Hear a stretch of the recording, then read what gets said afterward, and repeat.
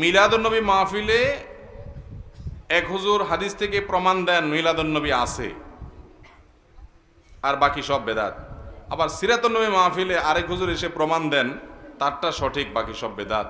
এখানে কোন পথ সঠিক, আমি কোনটা মানবো? আমি জেনারেল লাইনে শিক্ষিত ভাই, আমি এই সম্পর্কে বলি, আপনার প্রশ্ন শুনে মনে হয় আপনি ভাজা মাছটাও উল্টে খাইতে পারেন না। আপনি এত সোজা সরল মানুষ যে হুজুররা একজন আপনারা হাইকোর্ট দেখায়, আরেকজন সুপ্রিম কোর্ট দেখায়, আপনি কোন দিকে যাবেন কুল পাচ্ছেন না। আপনি জেনারেল শিক্ষিত মানুষ, আপনি কোরআন হাদিস সম্পর্কে আপনার ধারণা নাই। হুজুররা আপনারা একজনে একদিক বলে, এই জন্য আপনি এখন দিশেহারা, আপনি বিরক্ত, আপনার মেজাজ গরম, হুজুররা এত রকম কথা বলে কেন? বাহ, এটা আল্লাহরে যা বলিয়েন কিয়ামতের দিন, আল্লাহ আমার কি দোষ? এই মৌলবীরা একটা একদিকে টানছে, আমি কোন দিক যাব? মায়ের একটাও নিচে হবে না।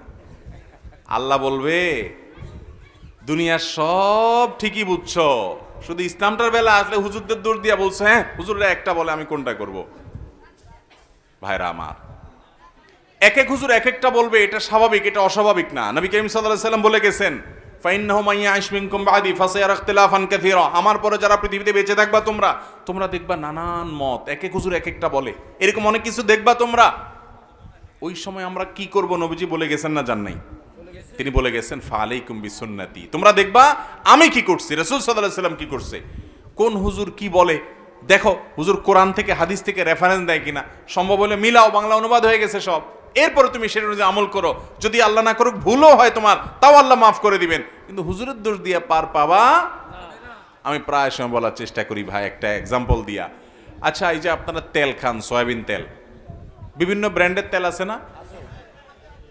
তীর আছে, রূপচান্দা আছে, বসুন্ধরা আছে, ফ্রেশ আছে, হ্যাঁ পুষ্টি আছে, আর অনেকগুলো আছে না? কোনটা খাঁটি বলে?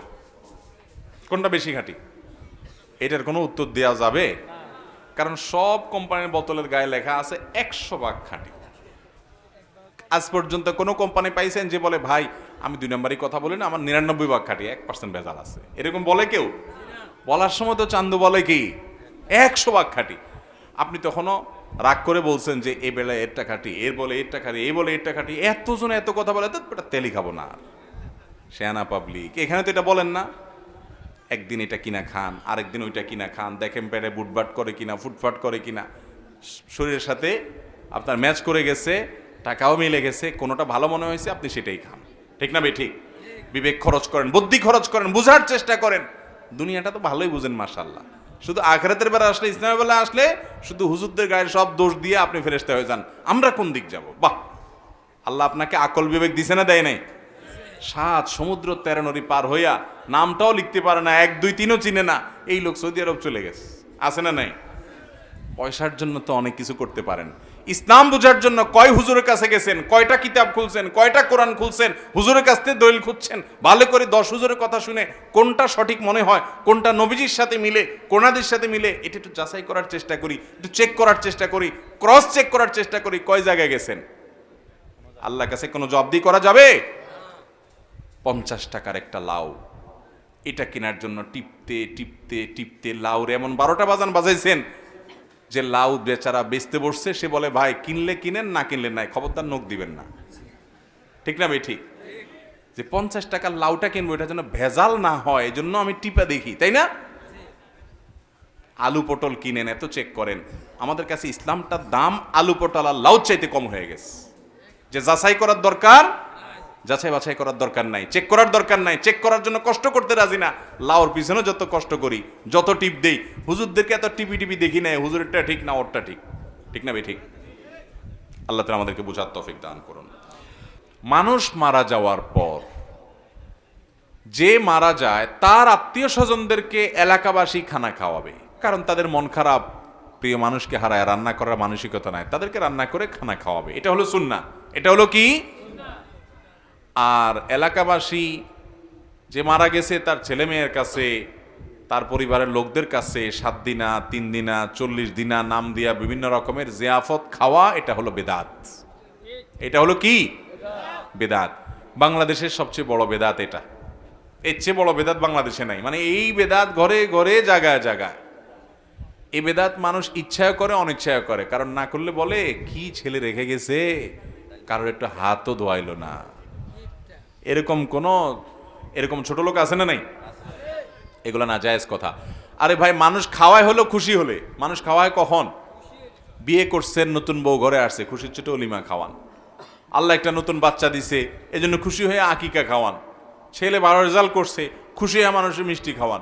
মানুষ খুশির ছুটে সাধারণত একজন আরেকজনকে খাওয়ায়। আমার বাপ মরছে, মা মরছে, প্রিয়জন মরছে, আমি কি খুশি যে আমি আপনাদের খাওয়াবো?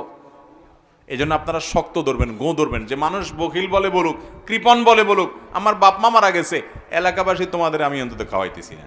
যদি বাপ মার পক্ষ থেকে দান করতে হয় তো গরিবের এক বস্তা চাল কিনে দেন, একদিনে বাজার করে দেন, 2টা মাছ কিনে দেন, তাদেরকে 2 কেজি গোশত কিনে দেন, এক বেলার খাবার কিনে দেন, তাদেরকে সহযোগিতা করেন।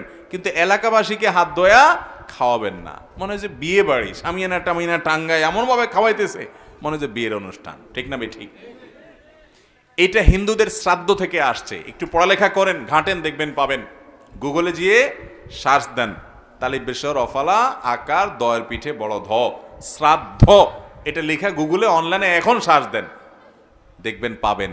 কি হিন্দু ধর্ম মতে কোনো মানুষ মারা গেলে ওই মৃত মানুষের তরফ থেকে আত্মীয় স্বজনরা যদি লোকজনকে না খাওয়ায়, তাহলে তারা মনে করে ওই লোক স্বর্গে খাওয়ান পায় না, এজন্য খাওয়ান লাগে। ওই জিনিস তাদের মধ্যে আছে, তাদের ধর্ম তারা পালন করুক, তাদের ব্যাপার। কিন্তু আমরা মুসলমানরা তাদেরটার অনুকরণ করতে পারি না, এটা মূর্খতা। নবী করিম সাল্লাল্লাহু আলাইহি সাল্লাম মারা যাওয়ার পরে সাহাবারা কত কষ্ট পাইছেন বলেন। ওনারা মদিনাতে কয়টা গরু, কয়টা ওট জবাই করে মানুষ খাওয়াইছেন, খবর বাইর করে, তারা জাল হাদিস বাইর করেন তো পান কিনা? পাবেন না। ওমর রাদিয়াল্লাহু মারা গেছেন, আবু বকর মারা গেছেন, সাহাবীরা সিনিয়র মারা গেছেন, আম্মা জান আয়েশা মারা গেছেন, রিদওয়ানুল্লাহি তাআলা আজমাইন। কই সাহাবীরা কেউ জিয়াফত করছেন? দেখেন তো দেখি।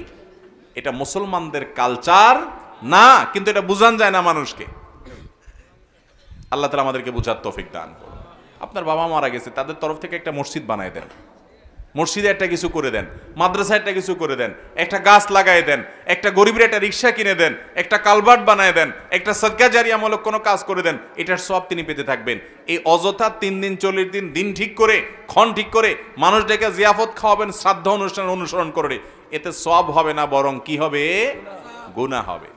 আপনাদের এলাকায় এটা হয়নি? হয় মানে ঘরে ঘরে হয়।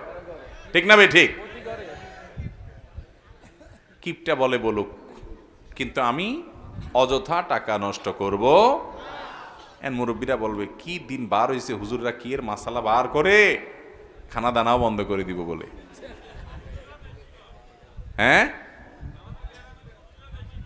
ও হুজুররা আরো বেশি করে খাইতে, তো যে হুজুর বেশি বলে বুঝতে হবে ওনার এখানে কি আছে, পাত্তির কামসাম আছে, ব্যবসা বাণিজ্য আছে। আল্লাহ তাআলা হুজুরদেরকে হেদায়েত দান করুন।